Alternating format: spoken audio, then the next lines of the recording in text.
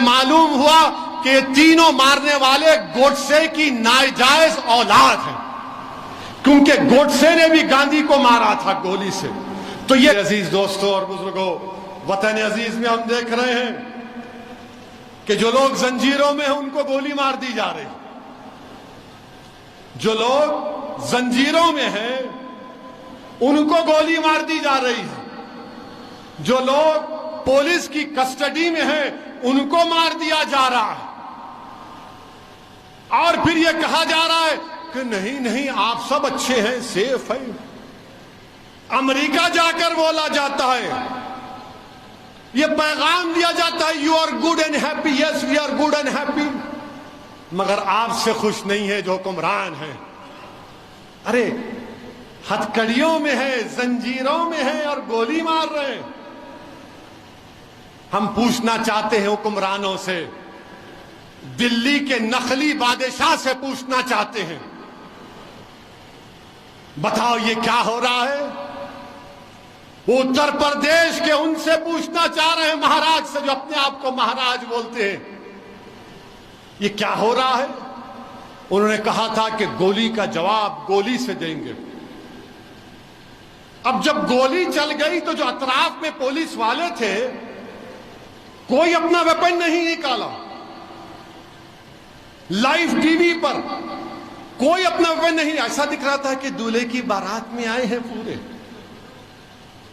کوئی اپنا ویپن نہیں نکالا، نکال کر ایک کو تو گولی مارتے نہیں، گولی مار دیے، اپنے مقصد میں کامیاب ہو گئے۔ اس کے بعد وہ ہتھیار کو پھینک کر surrender surrender surrender surrender surrender کہہ رہے ہیں۔ ابھی دیکھو بھائی، آپ غیر ضروری تماشا کریں، سرنڈر سرنڈر کر رہے ہیں۔ ہم یہ پوچھنا چاہ رہے ہیں، وہ جو تفنچا، جو ریوالور استعمال ہوئی زیگنا ایف، وہ کتنے کی بندوق ہے معلوم آپ کو؟ ویپن ایک 8 لاکھ روپے کی ہے۔ کتنے کی ہے؟ 8 لاکھ، دو ہو گئے تو 16 لاکھ۔ اچھا 16 لاکھ میں ان کے گھر کو میڈیا کے لوگ گئے، ایک تو بیچارے جھوپڑی میں رہتی ہے اس کی اماں، ایک تو ایک کمرے میں رہتی ہے۔ اب ان کے لیے حرام کی دولت کہاں سے آئی؟ پھر یہ 16 لاکھ کی ویپن کہاں سے آیا؟ یہ گولیاں کہاں سے آئیں؟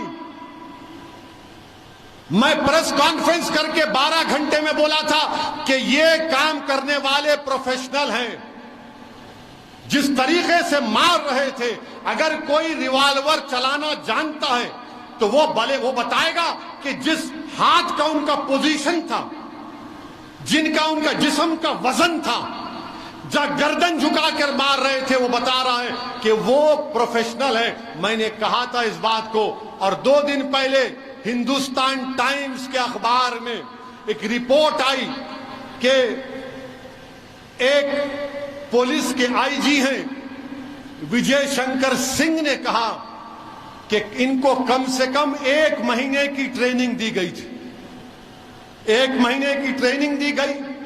اسی رپورٹ میں کہا گیا کہ ATS کا آفیسر نے کہا کہ انہوں نے ان دونوں کو مارنے سے پہلے کم سے کم 500 راؤنڈ کی ٹریننگ لیے۔ اور ایک بھارت کا ایک مشہور شوٹر ہے، مانے جو کمپٹیشن میں جاتا ہے، اجے وک نام ہے، اس نے کہا کہ جس طریقے سے ایک ہاتھ سے مارتے ہیں، ایک ہاتھ سے وہی مار سکتا جو بڑا پروفیشنل ہوتا ہے، ورنہ 2 ہاتھ سے مارتے ہیں، یہ ایک ہاتھ سے مارے، یہ اجے وک کہہ رہا ہے۔ تو اس سے معلوم ہوا کہ ان کو پریکٹس دی گئی، اس سے معلوم ہوا کہ یہ تینوں مارنے والے گوڈسے کی ناجائز اولاد ہیں، کیونکہ گوڈسے نے بھی گاندھی کو مارا تھا گولی سے، تو یہ گوڈسے کے جانشین ہیں۔ اور مجھے کہنے کی اجازت دیجئے کہ یہ گوڈسے کے لطفے سے پیدا ہوئے ہیں، یہ پورے کے پورے گوڈسے کے لطفے سے پیدا ہوئے۔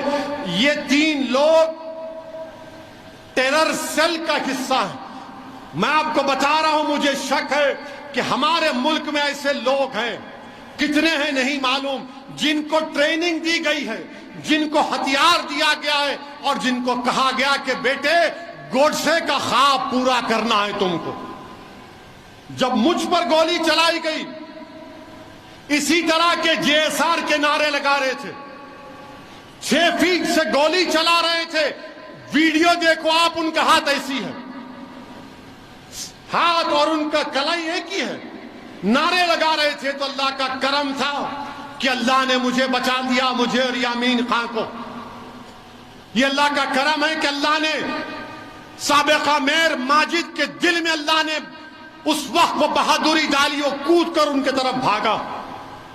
اور پھر وہ لوگ کیا کیے, کیوں تم نے اویسی کی پر گولی چلائی؟ تو کیا بولے معلوم آپ, ہم مشہور ہونا چاہتے تھے. کیا بات, سل وقت پہ چلے گئے. ہاں آگے آگے ہوتا ہوتا گھٹسے کا نام لیے تو ذرا